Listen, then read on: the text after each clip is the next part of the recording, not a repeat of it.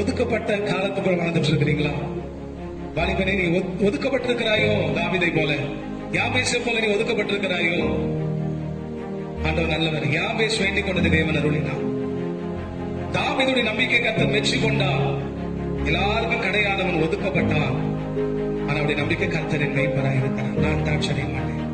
யாபேசுடைய தாய் துக்கத்தோடு பெற்றேன் என்று சொல்லி, அவனுக்கு யாபே சபிக்கப்பட்டவன் என்று சொல்லி அவனை ஒதுக்குகிறதை நாம் பார்க்க முடிகிறது. கர்த்தர் நல்லவர், கர்த்தருடைய நாமத்துக்கு மகிமை உண்டாவதாக. ஆனா அந்த யாபேஸ் இஸ்ரவேலின் தேவனை நோக்கி, தேவரே என்னை ஆசீர்வதித்து உம்முடைய கரம் என்னோடு கூட இருந்து தீங்கு என்னை துக்கப்படுத்தாதபடிக்கு அதற்கு விலகி காத்தருளும் என்று வேண்டிக் கொண்டான். அவன் வேண்டிக் கொண்டதை தேவன் அருளினார் என்று சொல்லப்பட்டிருக்கிறது. அல்லேலூயா. கர்த்தருக்கு மகிமை உண்டாவதாக. கர்த்தர் உங்களை ஆசீர்வதிப்பாராக. கரங்களை தட்டி கர்த்தரை மகிமைப்படுத்துங்கள். பாருங்க, ஒதுக்கப்பட்ட நேரத்துல யாபேஸ், ஒதுக்கப்பட்ட நேரத்துல தாவீது கர்த்தரின் மெய்ப்பராய் இருக்கிறார். நான் தாட்சி அடைய மாட்டேன். அந்த நம்பிக்கை உங்களுக்கு வரட்டும். அருமையான வாலிபரே, ஆண்டவரை ஏற்றுக்கொள்ளாம இருந்தாலும் ஒருவேளை இந்த செய்தி நீ கேட்டுக்கொண்டிருக்கலாம். அருமையான வயதானவர்களை பிள்ளைகளும் ஒதுக்கி வைத்திருக்கலாம். எல்லா நன்மைகளையும் பிள்ளைகளை சேர்த்து வைத்திருப்பீர்கள். திருமணம் செய்து வைத்திருப்பீர்கள். சொத்துக்களை சேர்த்து வைத்திருப்பீர்கள். வீடுகளை கட்டி வைத்திருப்பீர்கள். நிலங்களை சவதரித்து வைத்திருப்பீர்கள்.